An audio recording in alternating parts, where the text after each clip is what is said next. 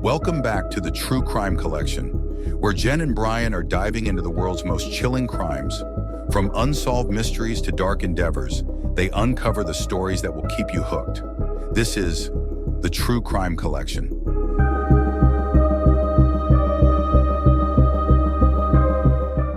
Right into it then. Today's deep dive goes back a bit. 1940s Denver. Okay. And a killer. Oh. Known as the Denver Spider-Man. The Denver Spider-Man. And no, not like Spider-Man. Okay. Not a superhero. This is a story about hidden rooms, shattered trust, a real mystery here. Mm-hmm. One that really gripped Denver. Right. What I find so fascinating about this case is how it reveals the darkness that hides right below the surface of everyday life. Like we think of our homes as these safe spaces, right? But I think the story reminds us that even inside those walls, even within those walls, there are secrets that can be kept. Yeah, there's that saying, right? Everybody has a story.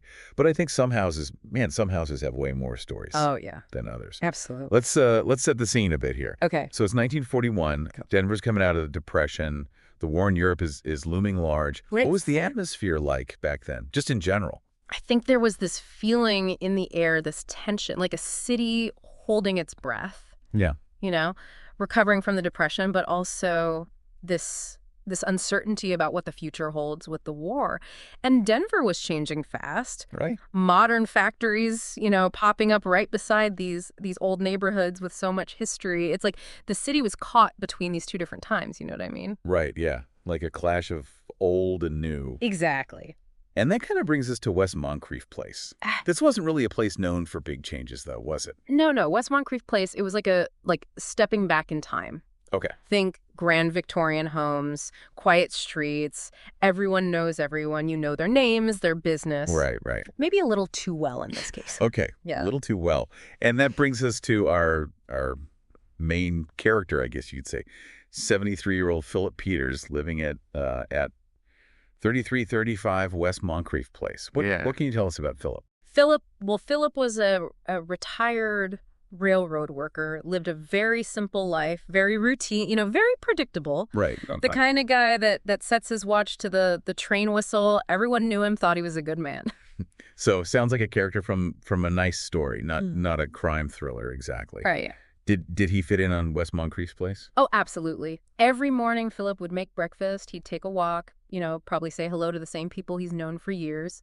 And then the afternoons were for his mandolin. Oh, wow. He was apparently a very skilled player. Okay. Right? Really? So, he'd be there filling the street with music. It was a peaceful life, predictable. Right. Yeah. Except his wife, Helen, was in the hospital. Right. Recovering from a fall. And I imagine even in a house that's full of people, being alone can really make you hear everything. Right. Make the house feel bigger. Yeah. And that's where this feeling of unease starts to creep into Philip's life, I guess. Start small. What kinds of things was he experiencing?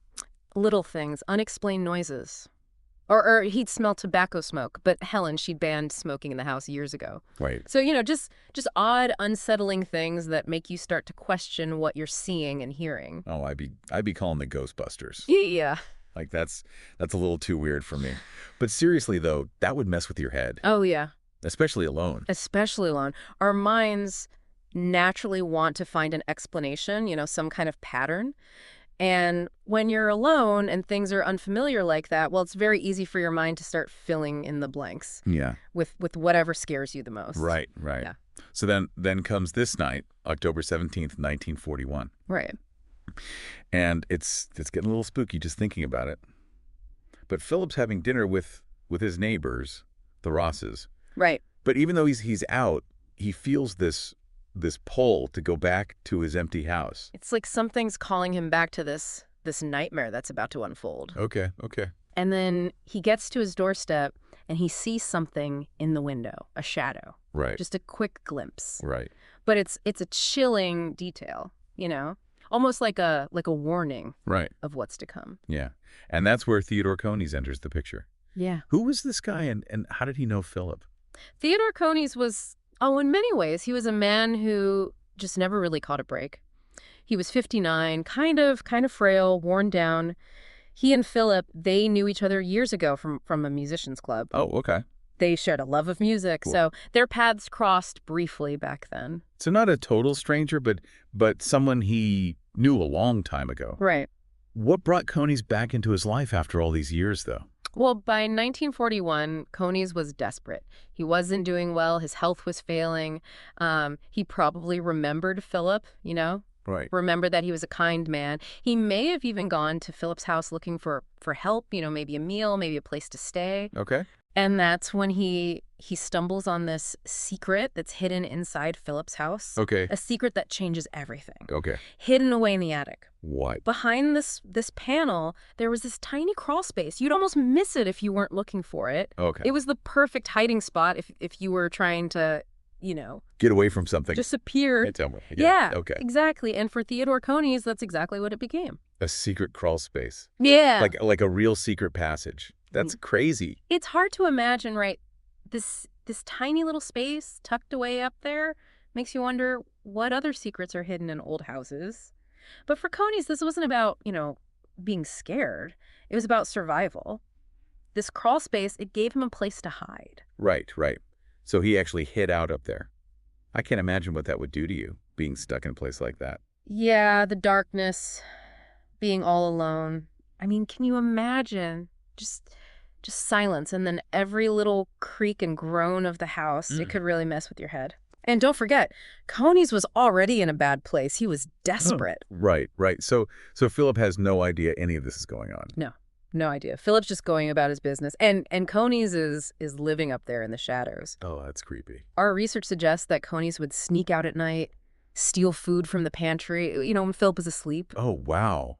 Like a ghost or something. Yeah. This is it's like a horror movie or something. Yeah. And then it gets even worse because then it's the night of the murder. Right. And remember, Coneys he's desperate. He's scared. He's not really thinking straight. Okay. And it all kind of comes to a head that night.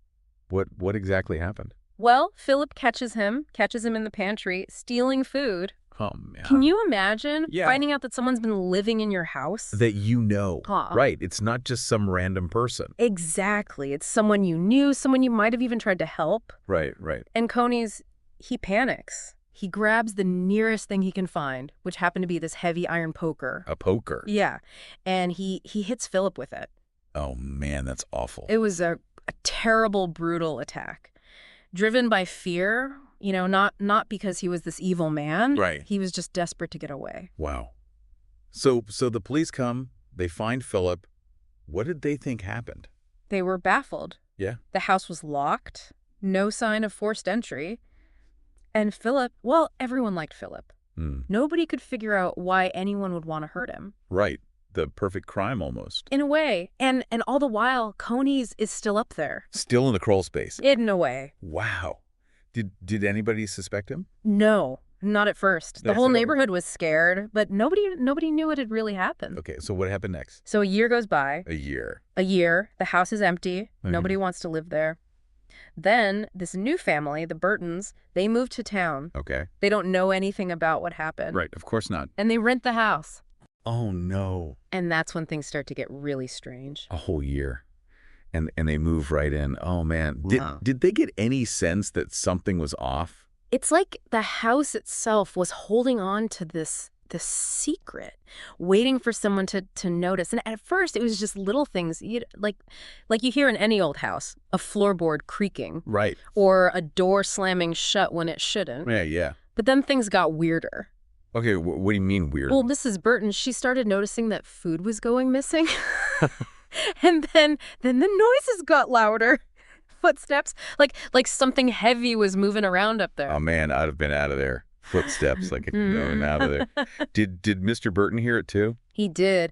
At first he didn't believe it, just an old house, he probably said. But then one night he heard it too, coming from the attic. Oh, my. So he went to go check it out. No, he didn't. Don't tell me he went up there. He grabbed like an oil lamp or something. Oh, this is bad. And he slowly made his way up the stairs to the attic.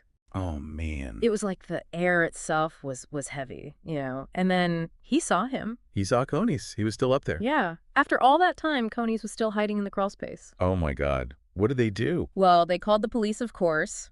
Word spread quickly. The Denver Spider-Man had been found. Wow. Everybody was talking about it. Yeah, I bet. So what happened to Coneys? He went on trial for Phillips' murder, and the trial was this big media circus. But Coneys, he confessed to everything. Wow. It's a crazy story. It's really sad, too. What happened to the house? Is it still there? It is still standing on West Moncrief Place. Yeah. Some people say it's haunted. No. But I think it's a reminder to us, a reminder that even in the most normal-looking places, there can be these dark secrets hidden just below the surface. It makes you wonder, what other secrets are out there just waiting to be discovered? Well, that's definitely something to think about. Thanks for joining us for another deep dive into the dark side of history. We'll be back next time with another story. Until then, thanks for listening.